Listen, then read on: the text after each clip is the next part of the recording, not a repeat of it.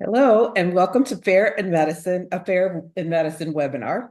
Fair for All is an independent organization that aims to protect civil liberties in our institutions.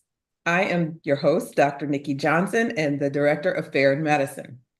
In our last webinar, we touched on truth and transparency in public health and how the new administration pledges to improve this and make Americans healthy. The American public distrusts the federal government and the US health system. Just 22% of US adults, trust the federal government. Only 1/3 trust the US health system, and about half trust the media to be transparent and truthful. We should have access to trustworthy information to make informed decisions, and especially about health matters such as our diet, nutrition, vaccines, medications, and et cetera. Environmentalist tort or toxic tort lawyers may be contributing to public distrust by skillfully targeting corporations that manufacture chemicals deemed safe by regulatory agencies worldwide. Lawsuits targeting products and ingredients such as aspartame, glyphosate, Zantac, bisphenol-A, or BPAs, talcum powder, red dye number 3, claim that these products and ingredients cause cancer in humans. Well, today we welcome back investigative journalist and the founder of and executive director of the Genetic Literacy Project, Mr. Jon Entine. Welcome back, Jon. Thank you, Nikki. Very thrilled to be here. Yeah. Very fascinating topic. Yes, we're going to jump right back into this because I know this is an area that is that you are very passionate about, and I really want people to hear your take on this. When we were in the green room before starting this, we were talking about our similar experiences where people approach us for asking questions about things or discussing topics like this in a nuanced fashion, and people accuse us of either being left-wing or right-wing, depending on which way the wind is blowing.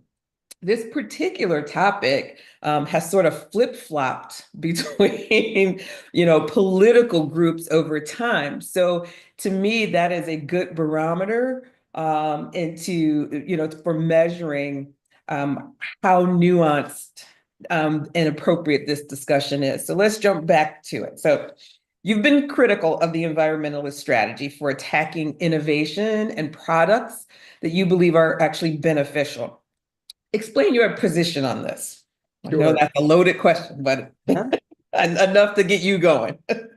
Let me give people a little bit of an idea of who I am, because I'm a little bit of a fish out of water wherever I am. I mean, a longtime network television journalist, then started writing books. Wrote a very controversial book on the genetics of Black athletes called Taboo: Why Black Athletes Dominate Sports and Why We're Afraid to Talk About It. Just discussing human differences, but doing it in a respectful, scientific-based way. It was based on a documentary that Tom Brokaw and I did. And then really started being fascinated by how we as a society have a difficulty discussing innovation, technological innovation. And over the years, and this has gotten worse, we've tended to get siloed into ideological camps whenever an issue is discussed, and each side thinks that they're on the side of science, but they're not. Science is not a set of facts. Science is a way to think about. It's a method of inquiry. So when the data changes, if you're science-minded, then you change your point of view. You don't kind of latch on to something and, regardless of new information, stick to it. So that's why, to me, this is a non-ideological quest to try to come up with that. And one example, we talked about this, Nikki, last week, and I think it helps set the tone for this, is the debate over vaccines. Right now, people say, oh, the right is vaccine rejectionist or vaccine hesitant, depending on what you think. And I think that there's some sense that it is, that is the general feeling. People are concerned about the what they feel might be misinformation or lack of full context by the government in explaining how studies are done and information is put out. But you go back 20 years ago, and vaccine hesitancy or vaccine rejectionism was totally a left-wing enterprise. It really emerged out of a very flawed study called about the so-called link between vaccines and autism. And oddly enough, the greatest champion of that study, which basically raised all kinds of questions and concerns, was RFK Jr., who for many, many years was a leftist, right? And still is in a certain weird kind of way.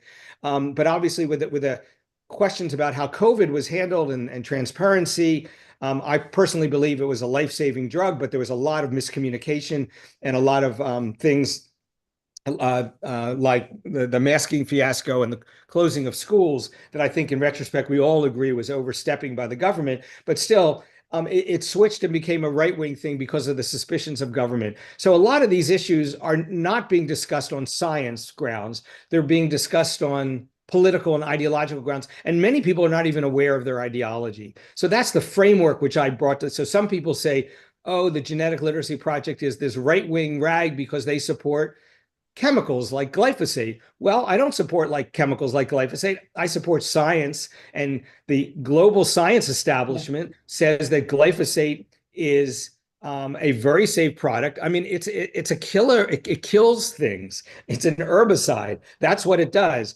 But if you compare it to 95% of other herbicides in the world, including every single organic herbicide out there, it's far less toxic than anything that's available. And every agency in the world that's looked at this, and we're talking about not just, the EPA or the FDA, which lots of people on the left and right are suspicious of, but Health Canada, the European Chemical Health Agency, the European Food Safety Authority, agencies in Japan and Nigeria and China, all over the world, have all determined that glyphosate is not harmful, and that its benefits outweigh its so that its benefits outweigh its dangers. It's become the target, longtime target of the left, because they're really using it as a proxy for going after genetically modified foods, but also now a target of the right because RFK Jr. is opposed to it as well, and he's now been embraced by the right. So we're in a situation, and we can discuss lots of other examples. You raised them, Nikki, some of them, where we don't discuss things trying to understand the lens of science. What are the benefits of any chemical or innovation, and what are the negatives of it? And depending upon how you assess those things, that's how you should make decisions, not based on some ideological blinders that you're not even aware of how that's shaping how you're making decisions on things. Yeah, absolutely. Okay. Yeah, I mean, I think those are all very important points, and and I actually want the audience to know even that you and I probably won't agree on every single thing here. I mean, I think that I think that there needs to be a lot more transparency from the government on things like vaccines. I'm a pediatrician by training. I administered vaccinations to children. I was trained and I did learn about them. But I do think that a lot of physicians don't really know that the full evidence behind the administration of vaccines, the efficacy, the adverse events. I think our public health system lacks a method for tracking adverse events that are directly related, to vaccines. I just don't think we have a great way of doing that. And I think the public will, because there is so much uncertainty about everything, I think that we will benefit from having more transparency, having someone take another look at things and publishing, real kind of, raw data that's available to people. Is it going to shut people up who are locked in onto their own ideology? Like you alluded to before, there are people who actually have an idea about something. They look for scientific evidence that confirms their position. And then that is the stuff that gets published. And we see this on both the right and the left. And that is, Absolutely. That is a big concern. But I do think that because people are asking so many questions and have so much public distrust. I think an active effort from our public health to actually dispel myths or to give information and not scold people and treat us like imbeciles for asking questions or, or questioning authority, will go a long way. So Well, that's kind of where I sit there. I think we align pretty well on it. Yeah. The distrust that we have right now is partly, not totally, but partly the result of the lack of transparency and the arrogance Yes. of people who are, who are the gatekeepers for this information, which has lots of times been government and government scientists, to actually be transparent and disclosing about how they reach their decisions and where they are in this. Neither public nor science in general is comfortable with ambiguity. Science is very ambiguous. When everything is about a cost-benefit analysis, there's Yeah. no question that vaccines can be harmful in certain situations, and that in many situations they're enormously beneficial. To try to pretend that there's no harm, let's say, or that they're perfectly safe, Yeah. that's kind of arrogance that essentially feeds into public mistrust and lends to people to overreact and throw the baby out with the bathwater. So, yeah, I mean, really, it's absolutely. Yep. these kinds of discussions. I also want to go back to something that you said in the introduction, which is, this, I kind of lean probably a little to the left of you. That I honestly think on the issues that we care about, there's probably like this much difference between how you and I think, because we both believe in discourse and disclosure. But this is particularly troubling, and this is a direct attack on the left, frankly, what I'm about to say, is that I could probably name, I will, I'll name about 10 different products or, really products that are under attack by the environmental left, that are all for benefits, but all have potential negative consequences if misused. Every single one of these, and when I say this, every single one has been approved and is considered safe when used appropriately, but has become the target of activists because one, they don't understand the science, and two, they found that attacking corporations who make safe but controversial products is a way to fund their ideological movement. And so, let's talk detail about that, because I want people to understand that process. And granted, everybody, neither of us are attorneys, but understanding this is not doesn't necessarily require. I've been threatened with enough suits by environmental groups that I think of myself sort of as a quasi. Let me just name some chemicals to throw it out there. Every one of these chemicals has been approved as safe by every major environmental oversight agency in the world. And if you ask the average person on almost every one of these, they would all say they're not safe. And they're not safe, they would believe, because of propaganda by the American environmental movement and the European environmental movement. But examples of that would be glyphosate, which is the safest herbicide in the world by far. Talcum powder, where J&J has literally had to declare bankruptcy and reorganize itself, and over $16 billion has been paid out on claims that glyphosate causes cancer. Gardasil vaccine, which is absolutely safe, and Merck has paid out billions of dollars because of tort lawyers convincing juries that it's not safe. I actually did a webinar on Gardasil, with scientists and physicians, and we talked about the efficacy, we talked about the data, so if people who are interested in that, look for one of our Fair for All webinars. And a few more, bisphenol-A, which is not only is it safe, the Obama administration was under tremendous pressure from activists because there was such a cause, it's a plasticizer, get it out of our bottles, get it out of everything.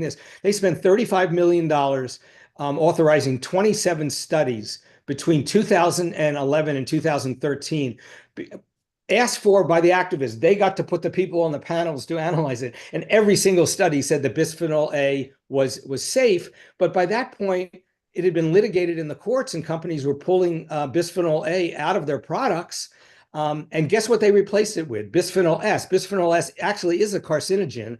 So when you see BPA free on your plastic bottles, what they should have is a little asterisk. We replace this with a cancer-causing agent called BPS, because idiot environmental groups created such a hysteria, and you don't care, and they no longer care about it. But that's what we had to do. That's the kind of craziness that comes out of environmental activism that's misguided. And other things, antidepressants, SSRA litigation issues, climate change lawsuits, saline breast implants, forever chemicals, diesel emissions, perchlorated water. I mean, every single one of these, the science says these things, when used according to guidance, is safe. The general belief in the public is that it's not safe. And why? Because we have an environmental ambulance chasing tort wing complex that drives public policy, and you and I are being hurt, and the public safety is being hurt. And this is what my central effort today is, to get science reoriented so that we can make reasonable cost-benefit analysis so the public benefits, rather than extremist environmental groups who really are so out of touch with the general population, but also out of touch with how to protect the environment. The things they promote end up hurting the environment and hurting vulnerable people. That's the scam of this. So why do you think they're so successful? How does this happen? Well, I think there's a basic misunderstanding of chemicals. A lot of these have to do with chemicals. And I've written 2 books on chemophobia, one called Scared to Death, another called Crop Chemophobia. Both crop chemophobia obviously focused on agricultural chemicals, Scared to Death focused on a wide variety of things like, Gardasil and BPA and forever chemicals, things like that. And the fact is that people don't understand how to assess risk in their lives. What is risky? Everything can be hazardous. Anything can be hazardous. I mean, taking an ocean liner across across the ocean could be hazardous. It's not particularly risky, but it is hazardous. And the people who died at the Titanic shows you that a hazard can become a risk. But we're obviously not going to go on an ocean liner, because one every 5,000 times you have an accident, and one every 100,000 times someone dies from an accident. So people don't understand. Everything has a hazard potential. Risk is something that actually matters in the real world. So I often use the example of water. Water is a chemical, right? And you can drink too much water, and that can be toxic. You can drink not enough water, and that can be toxic. I'll give you I'll get back to the glyphosate thing as an example, and this will shock people. I'm going to name 3 chemicals. I'm going to name, glyphosate. I'll say glyphosate and caffeine. Let's just say glyphosate and caffeine. Now, which do you think, and alcohol? How about that? Glyphosate, caffeine, and alcohol. Which is more dangerous to you? Obviously, people drink all the time. People drink coffee all the time, and glyphosate has a target on it.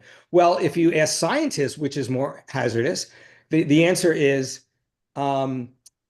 the most hazardous of those is alcohol. The second most hazardous is caffeine, and by far the least hazardous among that group is glyphosate. There's something called an LD50 measure, which measures how much you have to feed how much what you have to consume before you could die in one setting of it. And the fact is that you could actually consume gallons of glyphosate, which is not particularly toxic at all. You'd have to consume 40 times as much glyphosate in volume to equal what it would take to kill you from the same amount of caffeine. That's how moderately carcinogenic glyphosate is. It's not lethal. And yet people don't understand that. They think, it's an herbicide, so therefore it must be horrible. The fact is, anything, as you said, water, coffee, alcohol, crossing on a transatlantic flight, eating bacon. There's agencies that have rated bacon and compared it to glyphosate. Eating bacon is far, far more harmful from a carcinogenic possibility point of view than glyphosate is. That's what the science says, but people don't get that because they react to chemicals and they see it through the prism. They don't look at bacon as a chemical. They look at it as a food, but it is a chemical, and everything, including water, is a chemical, and anything can kill you if it's all about the dose and how quickly the dose is administered. Yeah. Well, I think that a huge issue here is that the people who are promoting these ideas that these particular chemicals are dangerous are winning in the battle of public opinion. They somehow have captured the market and have gotten people to pay attention. Or even if it's some dark dark web activity, people are paying more attention to that than they are what obviously the big corporations are going to say. So there's this picture of this of the little guy fighting against the big corporate giant. Exactly. And I think that is the thing that affects people. So um how do we answer for that? What can the American public do? Well, how can we get accurate information, number one? And how can we combat this phenomenon where this tort industry is capturing our medium? It's a fascinating and complex question, a number of different layers to it. First, let me give people a little bit of understanding of the US tort industry versus everything else in the world. Thank you. Yes. A lot of good things about the US tort industry is that people who are aggrieved and harmed can get damages when things go awry. But every country has that now. Canada has it, the UK, Europe, and everything else. What is unique about the US-based system is that the tort system is not based on science. It's based on the judgment of jurors who oftentimes have no science background at all. Every other country, when you're dealing with a controversial science issue, has an evaluative system that says, okay, the jury can take up a subject and they have a right to vote, assess it, but there has to be standards that a claim has to meet certain scientific standards. So, for instance, the issue of glyphosate, a very good example. There's been over 2,000 class action suits filed in Australia claiming that glyphosate is carcinogenic. Guess what? Every single one has been thrown out. None has been adjudicated because the science barrier was not met. In other words, the way they evaluate science evidence suggests that this is not a science-based claim. What you're doing is making claims that go beyond science. And because no science agency in the world, not one, including the one in Australia and New Zealand, believes that glyphosate causes cancer. Not one in the world. Again, every single agency says glyphosate is not cancer-causing as used. But in the United States, we don't have that science barrier. You don't need to. You can convince someone that an apple will kill you, and if you can convince a jury, look, we've had juries award millions of dollars for getting coffee spilled on them at a McDonald's. That is obviously disproportionate to the harm that might have been caused. And it's not really based on science in a lot of things. It's based on the fact that the US tort system is hopelessly broken and is different than tort system in any other place in the world. So all these attacks on chemicals, when it's done through the litigation system, are all focused in the United States because all you have to do is convince a jury who is scared by the word chemical and automatically reacts in a chemophobic way that some big corporation, big ag or big chem or big pharma, and if it's big, it's got to be a conspiracy and they got to be against the little guy, Yeah. So why is it though? But why aren't these corporations able to convince the jury of their evidence, of the scientific evidence? What is that? What's happening there? That's preventing that? Because both sides do get to present a case in a court of law, correct? Correct. Though, like in Australia and in Canada, Canada is much more liberal as a society. We all know this than the United States. You get none of these judgments on glyphosate in Canada. Why? Because there are certain standards of evidence that are allowed in those countries. There has to be a minimum level of scientific integrity to the data you're presented. In the United States, the local mechanic who fixes my car, if can get up and become an expert witness in a court case, they're not disqualified. It's up to the corporation to say this mechanic who's claiming that glyphosate can kill you is only a mechanic. He's not a scientist. But we don't have the mechanism in the U.S. court system to screen on science-related issues. So anything can happen. It's a free-for-all. There's been maybe 100 cases litigated on glyphosate. I think 85 have ruled that glyphosate is not harmful, but 15 have ruled that it is. But it's just a jury making that decision, Mm. and the awards are like $3 billion, $5 billion. So you can win 99 cases in the U.S. court system, lose one, and that one case can bankrupt you as a corporation. So here you are, a Yeah. corporation, you're Yeah. getting sued. Like there were over 100,000 lawsuits against on glyphosate. Again, no science agency in the world, not one, has determined that glyphosate is carcinogenic to humans. Not one. And yet they're faced with 100,000 suits. All they got to do is lose one or two, and they can bankrupt the company. And in fact, the fact that they did lose more than one or two was the reason why Monsanto had to sell out to Bayer. Bayer, thinking, oh, this will die away, is now it's lost 80% of its value since it's acquired Monsanto, purely because it's carrying these court cases, because under the American system, facts don't win, science doesn't win, opinion wins. And if you can scare a jury saying, listen, Miss Juror, your brother who sprays glyphosate in his garden, he's got a good chance of dying of non-Hodgkin's lymphoma. And then you have big corporation like Monsanto, which blithely makes this stuff.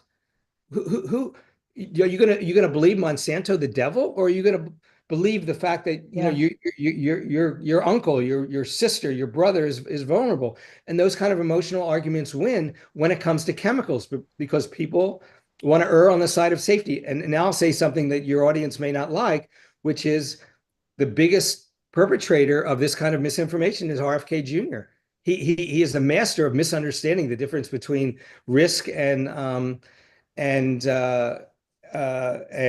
actual harm, and he believes every single thing, every single piece of misinformation about chemicals. RFK will put that out there. He is literally, in my mind, the most dangerous public figure in the health and agricultural sector that the United States has seen in its history. That's how strongly I believe about that. And I know you may not agree, and there isn't and some of the issues that he's raising are important to be raised, but he doesn't understand the science. He pushes the wrong solutions. And I think in that Yeah. sense, he's helping to exacerbate what has been a liberal created problem. Yeah. Well, I mean, I think that, his appointment is why we're having this discussion. He's an environmental lawyer, right? And so he's going to think like an environmental lawyer.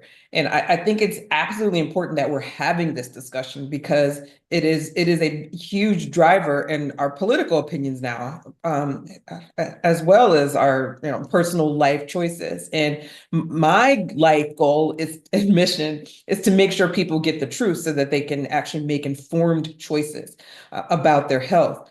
And however we go about, getting that message out, I would like to do that.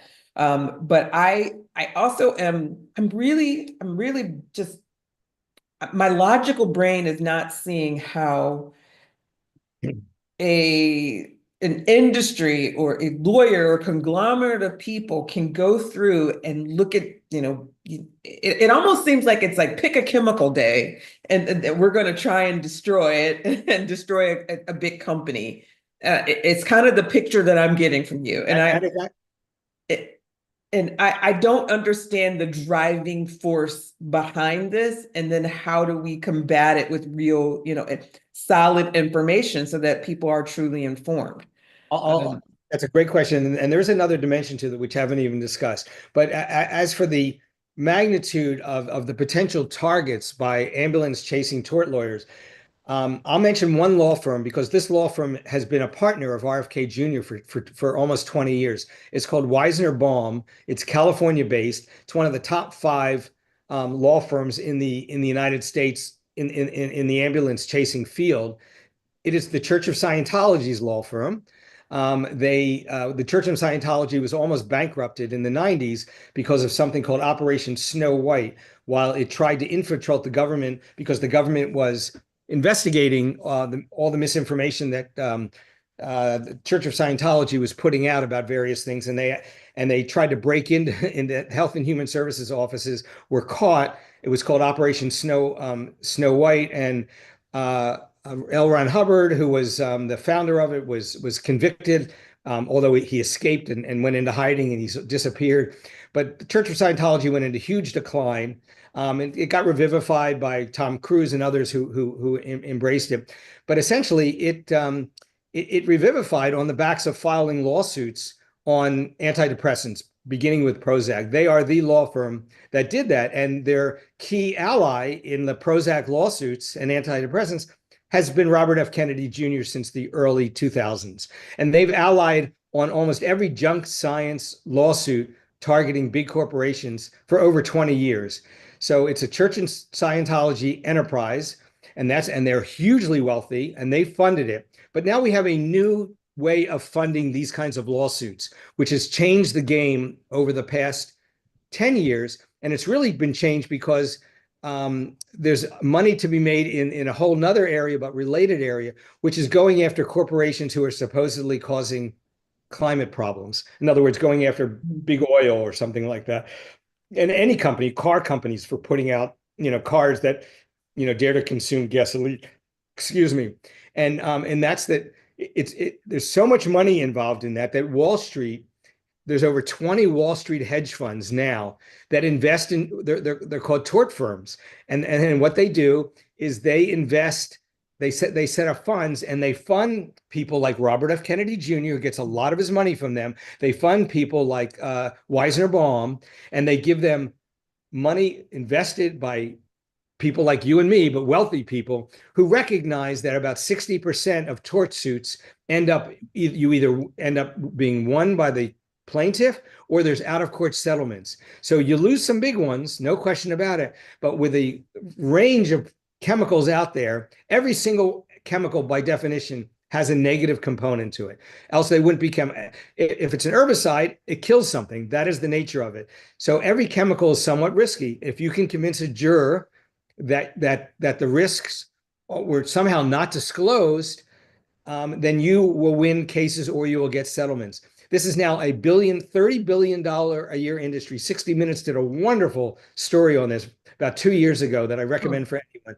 And that the boom that we've seen over the past 15 to 20 years is money set up by Wall Street hedge funds, funded by wealthy people who recognize that going after big corporations who make chemicals is an easy mark and an easy way to win. It's entirely cynical of the worst kind of way, because those people, I don't have any problem with people making a lot of money, no problem with Wall Street investors, nothing, but but exploiting disinformation to make money, that is their reason for existing. And the reason there's been this real boom in toxic tort litigation again, and also focusing on climate change issues, is purely because of this alliance of ambulance chasers, Wall Streeters, and environmental groups who now get as much as 60% of their funding directly from Wall Street. So in other words, the Environmental Defense Fund, which is a key ally of Robert F. Kennedy Jr., Environmental Working Group, a key ally of Robert F. Kennedy Jr. on a lot of his critiques, gets about 60% of its funding from the combination of Wall Street investors and black box donors who give their money through what are called 501c4s, which is a way to be involved in giving money but without having to disclose it. So this is not happening overnight. It is an effort of the environmental groups have sold out their soul. They're no longer doing what they used to do, which is bipartisan ways to protect the environment and stepping on toes, whether it's the left or the right. They're not that. They are now bought and paid for by Wall Street and bought and paid for by anti-corporate activist groups. That is where we are right now. And that's what needs to be understood. When you hear any debate over any chemical these days, like forever chemicals, it's on the news all the time. That is not a science debate anymore. It's a debate being pushed by Wall Street investors who see an easy mark, just like they saw it with glyphosate, just like they saw it with talcum powder. So that's interesting. I think your points about gosh, it sounds like it's, obviously a really huge problem. That's something that we need to tackle. But I think that what confounds it is there is information.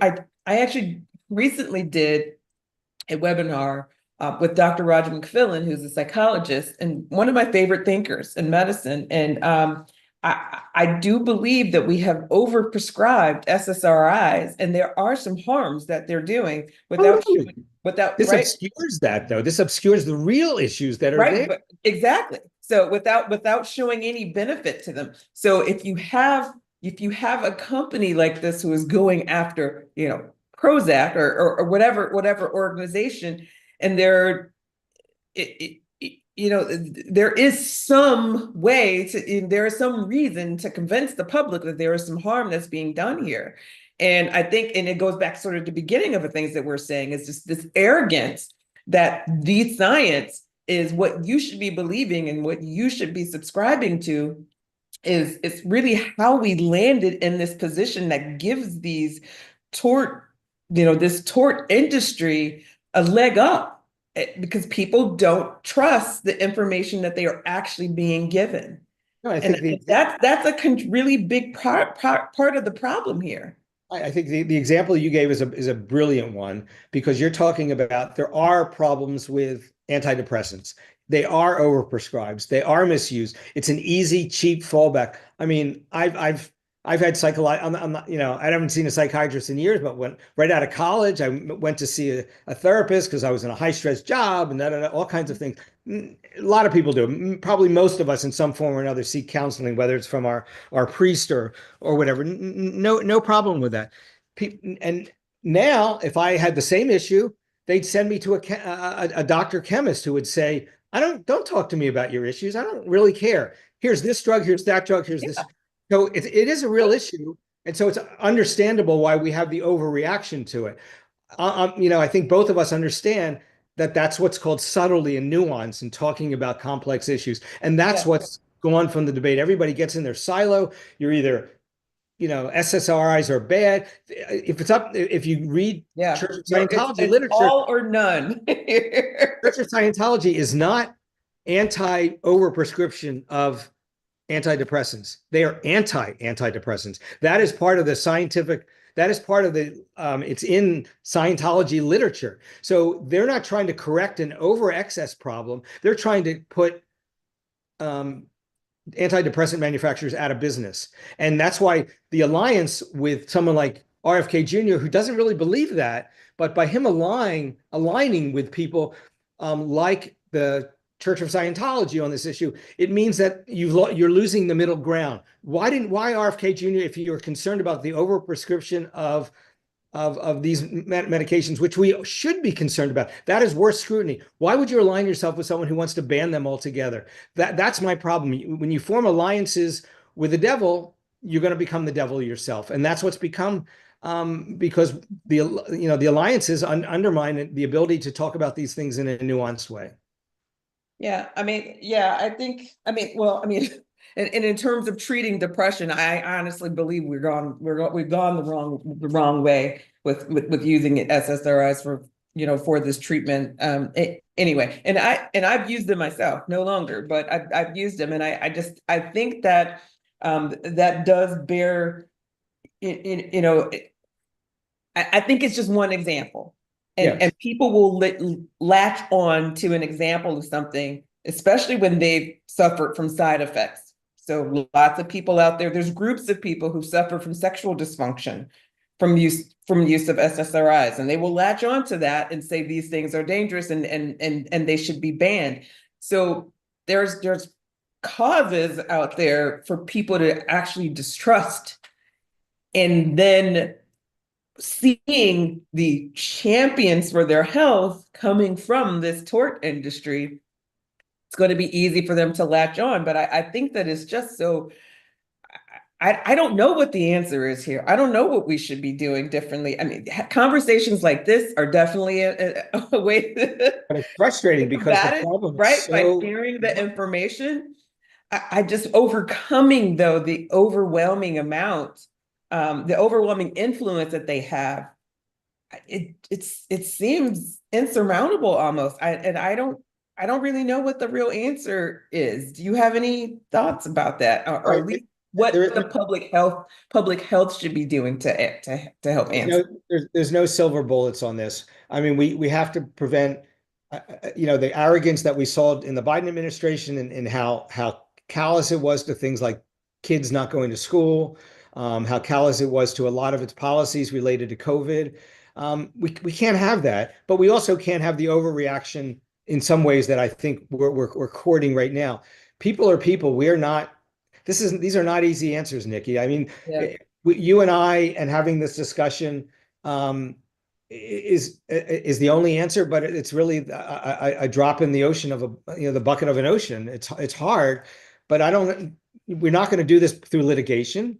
That's not going to Right. change these things. So I don't know, Nikki. I tend to be an optimist by nature, and Yeah.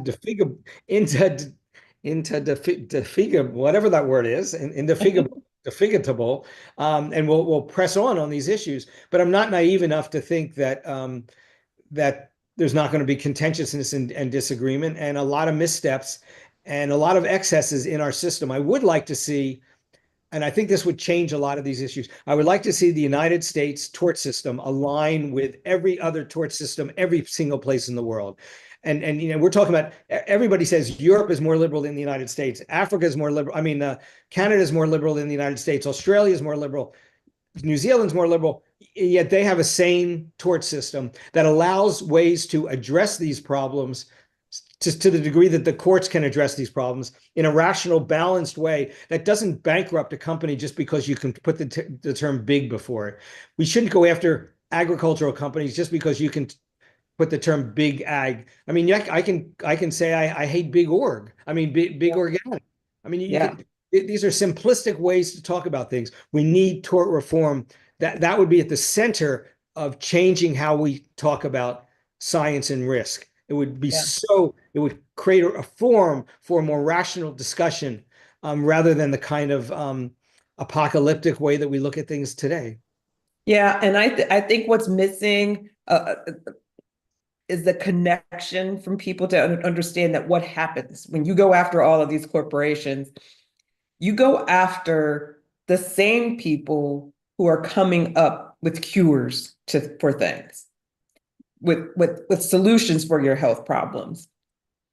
Not everything requires a pill, but solutions to make producing food more efficient. I think that we are to revisit the phrase, we should be very cautious about throwing out the baby with the bathwater here. And obviously, no, we shouldn't allow corporations to have immunity from any adverse reactions that are being caused by products that they produce. We do need some regulatory oversight, and we do need transparency, and people should be able to trust these corporations. But at the same time, they should be able to trust our government too. So we should be able to. But the goal is really get the information out. We don't want to ruin what makes our country great, which is innovation and a drive to improve our health, our way of life overall. Because if we take down all of these corporations one by one for something that is not even true, and if it's that easy to do, that's going to be detrimental to our entire society. And I think people need to understand that piece of it. It's okay to ask questions. It's okay to want reform. But we have to see how we're doing this. Because I honestly think that if I got a group of people who are right of center, who are Republicans like me, and sat them down and talked to them about the things that you told me about how these environmentalist groups go after companies for destroying the environment and not looking at clean energy like nuclear and wanting to eliminate uh, cars or completely eliminate cars, not just going towards electronic vehicles, eliminate the gas stove, which you're going to take from my cold dead hands. So if I got those I'm with people you. I'm with you there. to agree with me on that, but they probably right now in this current climate would disagree with everything you said about glyphosate. and you know what I mean? And so, but it's the same concept, it's the same entity that's destroying Yes. these things. And so I think it's really important for people to understand that connection. Yeah, I think you just put it in a nutshell. We've been so politicized that we choose our science based on our ideology now, rather than use Yeah. our ideology to be skeptical and inquisitive about all science. I'll give you one obvious example. We all know, we don't irradiate food in this country, which would kill bacteria, because both the crazy left and the crazy right feels that it's harmful. It's like amazing that we don't do what every other country in the world does, which is irradiate food to kill bacteria, because the crazy left and the crazy right both are fearful of that. It's what happens when we, saying we want to use evidence and science and to evaluate things, but people are not built that way. We're not built to think, unfortunately, in a nuanced kind of way. Nuance requires a level of not only sophistication and brain power, but a commitment. You are committed of inquiry and free thinking. That is not only a personal comment on who you are on who you are, but it's also it's a choice, and you've made that choice. Most people are not even aware that there's a choice like that to be made, and that's a hard one. I don't know how we overcome that. Yeah. I That's awesome. If anybody has questions or comments that they want us to talk about, please just, post those now. But if there are none, let me just check here. Yeah, it looks like I don't see any. John, do you have any closing thoughts? I mean, I think what you just said was, was beautiful, but any closing thoughts, any information that you would like to everybody who's watching to know, and maybe just kind of a brief summary of what your position is on this before we close out. I want to put it in a broader context of innovation, and you mentioned that.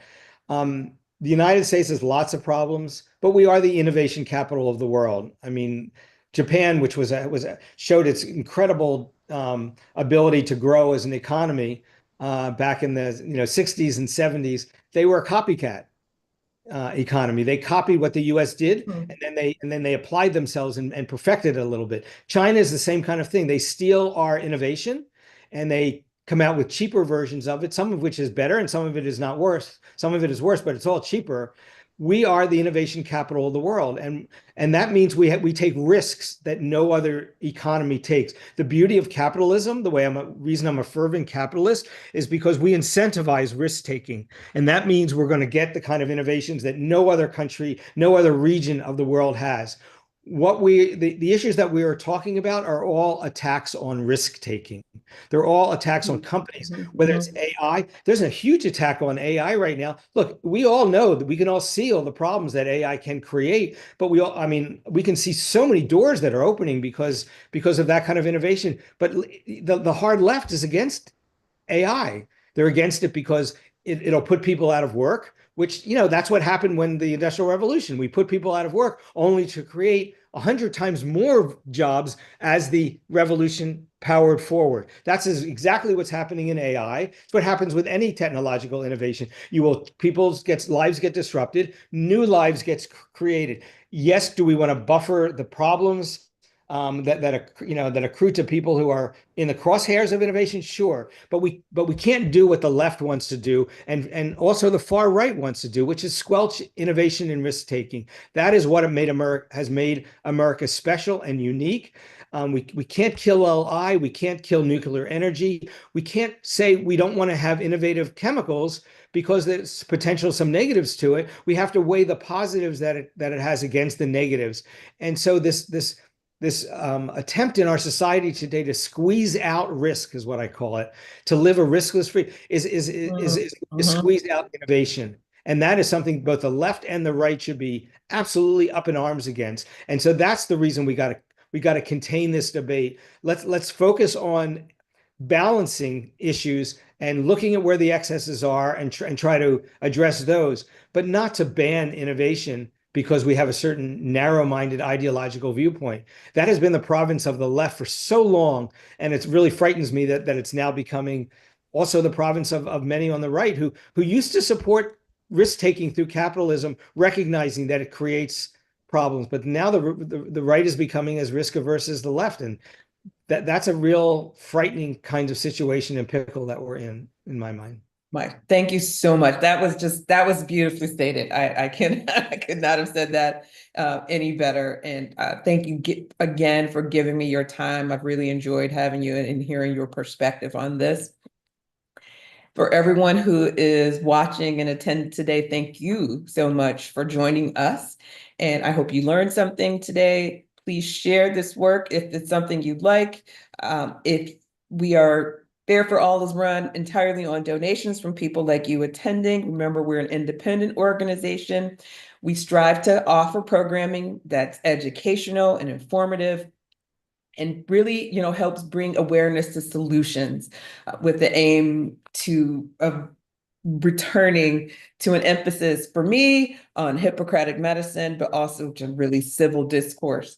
We hope you'll consider supporting FAIR with a donation. You can go to fairforall.org or fairforall.org/donate. Those links will be in the show notes and in the chat if you're listening in with us on Zoom. Thank you for joining us today.